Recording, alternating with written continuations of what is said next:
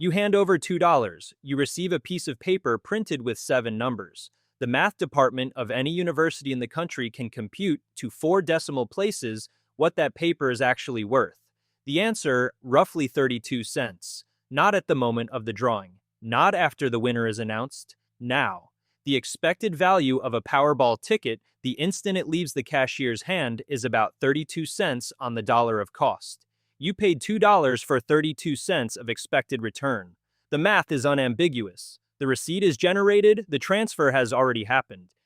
Lotteries are old, older than the United States, older than calculus. The Roman Emperor Augustus ran one as a public funding device. The first English state lottery launched in 1569 under Elizabeth I to pay for harbor repairs. But the modern American lottery is something different.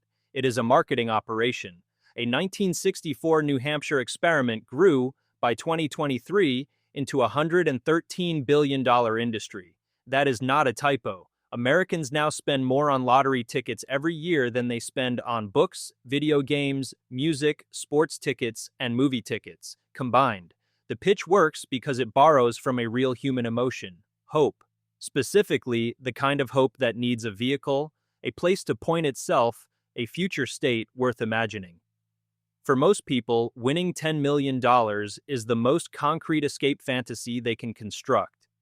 The lottery is the only legal product in the United States that sells access to that fantasy at a fixed price. The 17th century English economist Sir William Petty saw the trick clearly. In 1662, 3 centuries ago, he wrote that a lottery was a tax upon unfortunate self-conceited fools. Adam Smith echoed him in The Wealth of Nations in 1776. Ambrose Bierce, the American satirist, formalized the modern phrasing in 1911. Lottery. A tax on people who are bad at math. 3 centuries of warning. $113 billion a year anyway. The math is the same now as it was then. So why hasn't the message landed?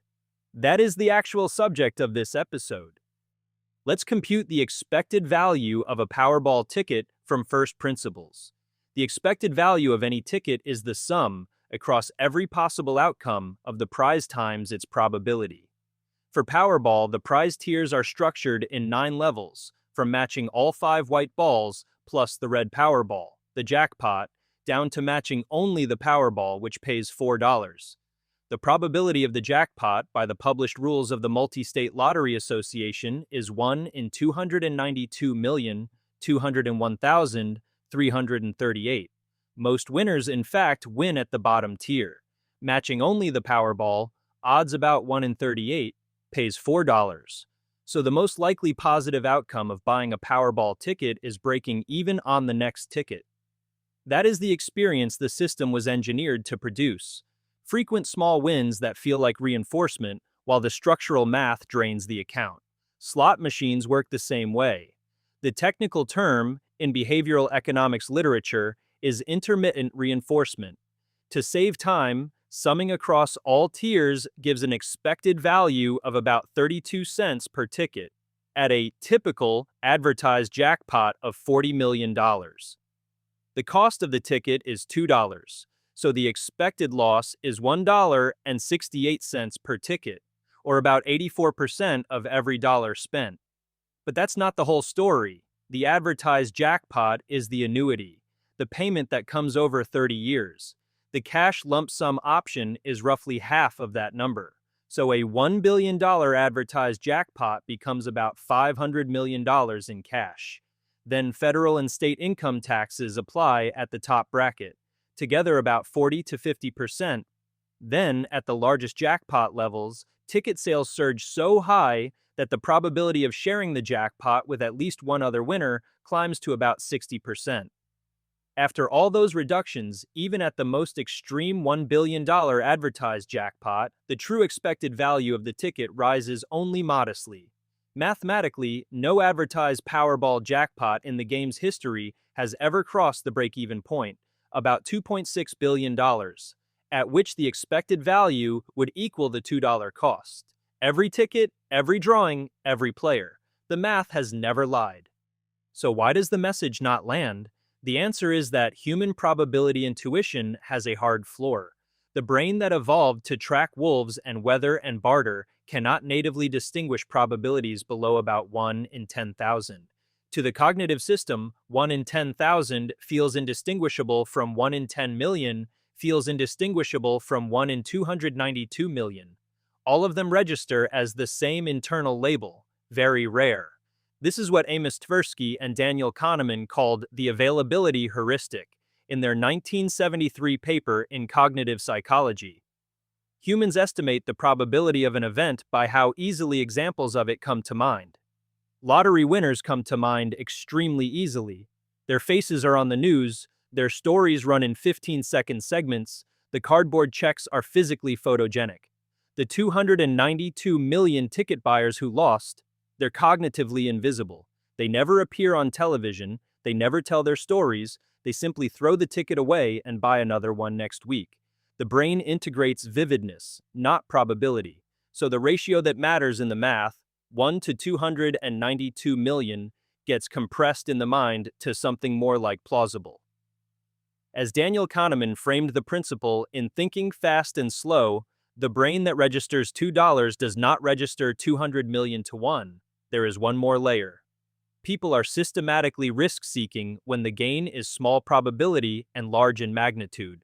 This is the asymmetric flip in Kahneman and Tversky's 1979 prospect theory paper. We overweight the small chance at a billion the same way we overweight the small chance of a plane crash. One feels like opportunity, the other feels like terror. Both feel more probable than they are. The product the lottery sells is not a ticket. It is the cognitive distortion itself, packaged at $2 with the shrink wrap on. 4 empirical findings. Case 1, the Powerball break-even 2022. In November of 2022, a single Powerball drawing reached $2.04 billion in advertised jackpot, the largest in the history of the game. The mathematical break-even, the point at which the expected value of a single ticket finally equals its $2 cost, sits after cash and tax and sharing adjustments at roughly $2.6 billion. The largest jackpot in history did not cross break-even. The single ticket that won, sold in California, returned a cash and tax adjusted $628 million, a real money payout to one specific buyer. And still, in expectation across all buyers, that drawing was a money loser. Case 2, the regressive tax pattern. Households in the United States earning less than $30,000 per year spend, on average, 9% of their income on lottery tickets. Households earning over $100,000 spend 0.1%. The poorest third of American households purchase half of all lottery tickets sold. The lowest income quintile has the highest rate of participation. The lottery is, in every operational sense, a regressive transfer from low-income players to state coffers. And from those coffers, by way of college scholarships and education programs, to a broadly middle-class beneficiary class. Case 3, the entertainment displacement. Americans spend more on lottery tickets per year than on books, video games, music, sports tickets, and movie tickets combined. In 2023, U.S. lottery sales reached $113.34 billion. Video game spending the same year, $57.2 billion. The lottery, in dollar terms, is the dominant entertainment product in the United States, by a factor of 2 over the next nearest category. Case 4, the opportunity cost, 30-year horizon. A typical persistent lottery player spends about $1,560 per year, about $30 a week between Powerball, Mega Millions, and scratch-offs. Over a 30-year working life, that is $46,800 in nominal spending, with an expected return of about $13,000. The same money invested in a Vanguard S&P 500 index fund at 7% real returns compounds to roughly $147,000 in retirement age purchasing power. The opportunity cost, the difference between the choice, is approximately $134,000. Worth pausing on case 4 for a moment. The number, $147,000, is not theoretical. It is what a Vanguard S&P 500 fund has actually compounded at, on average, over 30-year periods since the index existed. The choice between 5 tickets a week and set up an automatic transfer to VO is therefore not a choice between fantasy and reality. It is a choice between two real numbers, one of them 6 times larger than the other, that the brain refuses to compare on the same axis. 4 findings, 4 data sources. 1 conclusion: the lottery is the most expensive form of mathematical illiteracy currently legal in the United States. Here is the structural insight. A state lottery is the only legal product in the United States that is allowed to advertise its negative expected value as a positive emotional outcome. A casino must, by federal regulation, disclose the house edge of every machine. A registered investment advisor must, by SEC rule, disclose risk and expected fees. A pharmaceutical advertisement must list its statistically significant side effects. A state lottery has no such requirement. The billboard for Powerball shows the jackpot. It does not show the expected value. The retail counter shows the prize tiers. It does not show the probability of each tier in plain language. The TV ad shows the winner. It does not show the 292 million ticket buyers who lost. The product is not malicious. The state is not, in any obvious moral sense, lying. It is performing a structural operation, extracting voluntary tax from people whose probability intuition has a known cognitive bug and routing that tax to public services. Every economist who has studied this, from Petty in the 17th century to the Tax Foundation today, has concluded the same thing.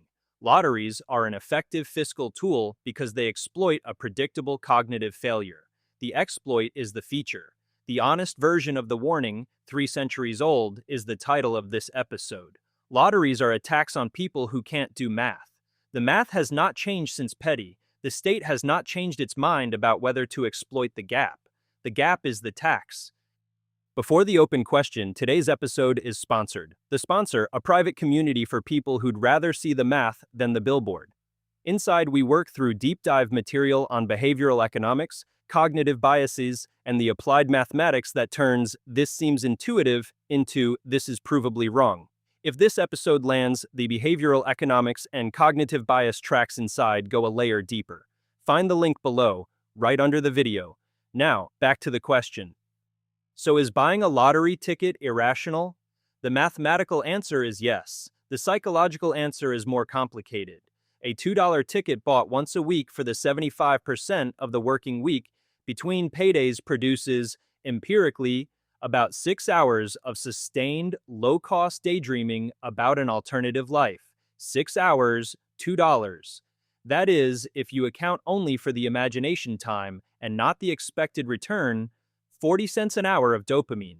By that accounting, the ticket is the cheapest legal entertainment in the country. The problem is that the people buying 10 tickets a week are not buying 6 hours of daydreaming. They are buying 60 hours, 600 hours, 6,000 hours over a working life.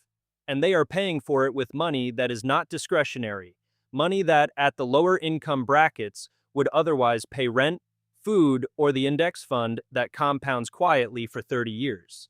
The honest question is therefore not, is the lottery irrational? The honest question is, how much daydreaming are you willing to fund with money that, on average, will not return? And the answer should depend on your income bracket, your alternative uses for the money, and whether you want to be one of the people buying the dream or one of the people building the math. This channel exists for the second category, and there is one more thing worth saying out loud. The $2 ticket bought once a week is not the policy problem. The policy problem is the 10 tickets a week habit at the lower income bracket, where the same product is being sold to a fundamentally different consumer, one for whom the opportunity cost is not a slightly larger retirement, but rent next month. This is the 4th episode in a single mathematical conversation. EP3 built compound growth, money up. EP4 mirrored it, inflation, money down. EP5 looked sideways, variance, the shape of distributions of outcomes when the math compounds against you. And EP6 is the limit case, a product engineered to extract money from a known cognitive bug with 300 years of economists warning about it. Compound, decay, variance, and now, zero. or to be precise, negative 32 cents on the dollar of bet every time the bet is placed. Next episode, the Sharp Ratio, the math of telling skill from luck, the question every successful day trader has to answer to themselves before they can buy their next ticket. A small friendly request before we wrap.